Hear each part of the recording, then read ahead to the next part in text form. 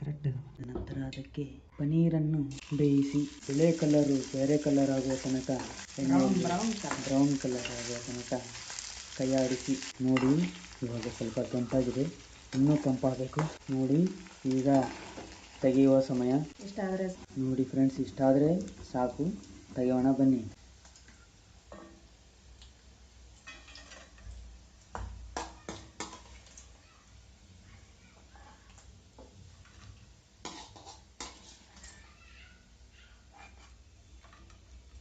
ಎಣ್ಣೆ ಕಾದ ನಂತರ ಅದಕ್ಕೆ ಸ್ವಲ್ಪ ಜೀರಿಗೆನ ಹಾಕಿ ಅಲ್ಲ ಮತ್ತು ಬೆಳ್ಳುಳ್ಳಿ ಪೇಸ್ಟ್ ನೋಡಿ ಫ್ರೆಂಡ್ಸ್, ಫುಲ್ ಕಾದ್ಬಿಟ್ಟಿದೆ.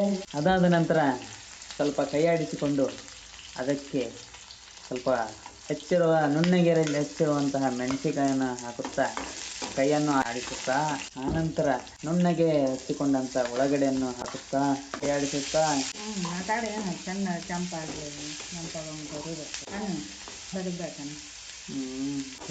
ಆನಂತರ ನುಣ್ಣಗೆ ಹೆಚ್ಚಿರುವಂಥ ಒಂದು ಟಮಾಟಿ ಪೂರ್ತಿ ಏನಾಗುತ್ತದೆ. ಆನಂತರ ಕೊನೆಯಲ್ಲಿ ರುಚಿಗೆ ತಕ್ಕಷ್ಟು ಉಪ್ಪು.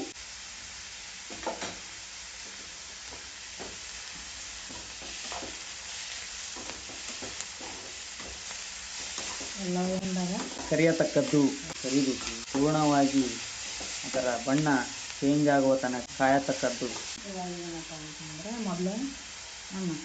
ಮೊದಲೇ ಆಗಲೇ ನುಣ್ಣಗೊಂಡು ಮಿಕ್ಸ್ ಮಾಡಿರುವಂತಹ ಮೊಸರಿನ ಚಟ್ನಿ ಮಿಶ್ರಣವನ್ನು ಹಾಕುತ್ತಾ ಕಲಿಸುತ್ತಾ ಹಾಕಿ ಮೆಲ್ಲನೆ ಹಾಕಿ, ಆನಂತರ ಬೆಳೆದು ಹಾಕಿ, ನಂತರ ಕೈಯಾಡಿಸಿ ನೋಡಿ ಫ್ರೆಂಡ್ಸ್. ಹಿಂಗಾಗಿದೆ. ಇನ್ನೊಂದು ಸ್ವಲ್ಪ ಆಗಬೇಕಾದ್ರೆ ಅದನ್ನು ಇಲ್ಲೇ ಇಡತಕ್ಕದ್ದು. ನೋಡಿ ಫ್ರೆಂಡ್ಸ್, ಅಷ್ಟ್ಯಾಕೆ ಮಾಡೋದು ಮತ್ತೊಮ್ಮೆ ಅಷ್ಟ್ಯಾಕೆ ಮಾಡೋಕೆ. ನೆಕ್ಸ್ಟ್ ಕೊನೆಯಲ್ಲಿ ಮೊಸರಿ ನೀರನ್ನು ಹಾಕುತ್ತಾ ಕಲಿಸುತ್ತಾ ಪಲ್ಯ ಮಾಡ್ದಂಗೆ ಮಾಡಿದೆಲ್ಲ ಮರ. ರೈಸ್ನ ಕಲ್ಸೋದಲ್ಲ ಅನ್ನೋದು. ಚಪಾತಿ ಮಾಡ್ತೀಗ? ಚಪಾತಿಗೂ ತಿನ್ಬೋದು. ಚಪಾತಿಗೂ ತಿನ್ಬೋದು, ರೊಟ್ಟಿಯಲ್ಲಿ ತಿನ್ಬೋದು ಫ್ರೆಂಡ್ಸ್, ಅನ್ನಕ್ಕೂ ತಿನ್ಬೋದು. ಘಾಟ್ ಹೋಗ್ಲಂತ ಕುಂತಿತ್ತಾಗುತ್ತೆ. ಘಮ ಘಮ ವಾಸನೆ ಬರಾಕಂತಾನೆ ಈಗ ನಮ್ಮ ಬರ್ತಾ ಇದೆ ಫ್ರೆಂಡ್ಸ್, ಘಮ ಘಮ. ಕೊನೆಯಲ್ಲಿ ನುಣ್ಣಗೆ ಸಣ್ಣಗೆ ಹೆಚ್ಚಿ ಕರೆದಿರುವಂತಹ ಪನೀರ್ ಮಿಶ್ರಣ, ಎಣ್ಣೆ ಇಡಿಸಿರುವಂತಹ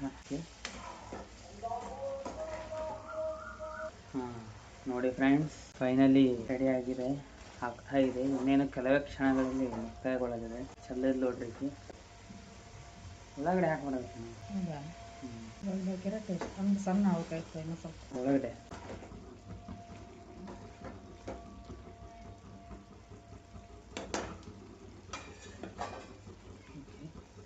ರೆಡಿ ಆಯ್ತು ರೆಡಿ ಆಯ್ತು ನೋಡಿ ಫ್ರೆಂಡ್ಸ್. ಇನ್ನೇನು ಕೆಲವು ಕ್ಷಣಗಳಲ್ಲಿ ಸ್ಟಾರ್ಟ್ ಮಾಡೋಣಂತೆ ಊಟಕ್ಕೆ. ರೈಸ್ ಕೂಡ ರೆಡಿ ಆಗಿದೆ ಫ್ರೆಂಡ್ಸ್. ಈಗ ಕೊನೆಯಲ್ಲಿ ಆ ಪನ್ನೀರನ್ನು ಈ ರೈಸಿನೊಳಗಡೆ ಇಲ್ಲಿಂದಲೇ ಹಾಕ್ತಾರೆ ನೋಡ್ರಿ ಇವರು. Super friends, super. ಮಾಡ್ಕೊಳ್ಳಿ, ತಿನ್ಕೊಳ್ಳಿ, ಸಾಕ್ಬಿಡಿ ಫ್ರೆಂಡ್ಸ್. ಬಂದ್ ಮಾಡಿ ಇಲ್ಲೇನು ಇಲ್ಲ, ಬಂದ್ ಮಾಡು. ಕೈಯಾಡ್ಸ್ ಸಾಕಷ್ಟ. ಸ್ಪೂನ್ ಇಲ್ಲಾರ ಕೈಯಾಡ್ಸೋ ನೋಡಿ ಫ್ರೆಂಡ್ಸ್. ಒಂದು ಇದನ್ನು ತಗೋ, ರೈಸ್ ತಗೋ ಒಂದು ಸೂಪರ್ ಟೇಸ್ಟ್. ಬಾಯಲ್ಲಿ ನೀರು ಬರ್ತಾ ಇದೆ. ಚಟ್ನಿ ಓಕೆ, ಗಮ್ಮಂತ ಬರ್ತಾ ಇದೆ ವಾಸನೆ. ಓಕೆ ಫ್ರೆಂಡ್ಸ್, ನಾವು ತಿಂತೀವಿ.